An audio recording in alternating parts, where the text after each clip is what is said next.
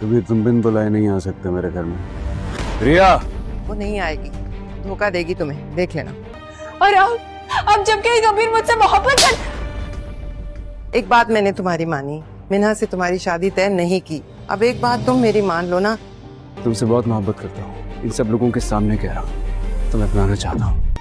मैंने वो सारी यादें उस डब्बे में संभाल कर रखी हैं आपा, और ये कभी खत्म नहीं हो सकता। चलता हूँ मैं आपके साथ लड़की के घर।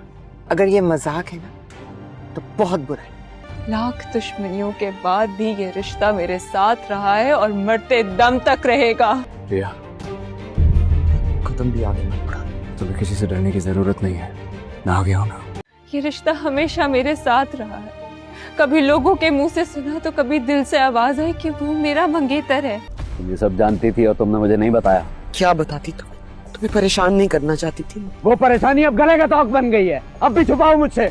नाजरीन, ड्रामा सीरियल मन मस्त मलंग की आने वाली एपिसोड बहुत ज़्यादा ज़बरदस्त होगी। नेक्स्ट एपिसोड में आप देखने वाले हैं। और कबीर खान अपनी माँ बीना को लेकर रिया के घर पहुंच जाता है और माँ बीना को इस बात पर बहुत ही ज़्यादा गुस्सा भी आ रहा होता है और वो बार बार कबीर को समझा रही होती हैं, लेकिन कबीर अपनी माँ की कोई भी बात सुनने के लिए राज़ी नहीं होता। और जैसे ही कबीर सिकंदर खान के घर पहुँच जाता है तो सिकंदर खान को भी ये बात मालूम हो जाती है। वो फ़ौरन से बाहर आ जाता है और कबीर को घर के अंदर आने से रोक लेता है और कबीर से कहता है, तुम मेरी इजाज़त के बगैर मेरे घर में नहीं आ सकते। तो कबीर सिकंदर खान से कहता है, मुझे रिया ने कहा था, मैं रिया का हाथ मांगने तुम्हारे घर आया हूं और मैं उससे बहुत मोहब्बत करता हूं। कबीर रिया को आवाज़ देगा लेकिन रिया बाहर नहीं आएगी। तो माँ बीना को यही लग रहा होता है ये आसमा की कोई चाल है और रिया भी अपनी बहन के साथ मिली हुई है, इसीलिए वो कबीर से कहती है, रिया कभी भी बाहर नहीं आएगी, मैं तुमसे कहती हूँ वो तुम्हें धोखा देगी।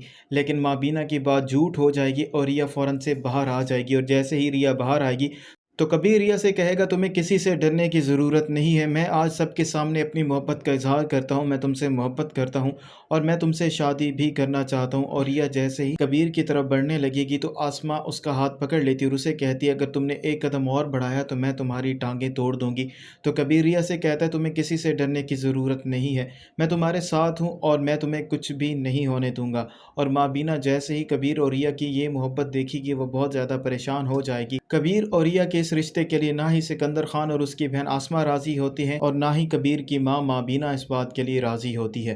नाजरीन, आपको क्या लगता है, कबीर और रिया की शादी होगी या नहीं? कमेंट करके हमें अपनी राय से ज़रूर आगाह कीजिएगा।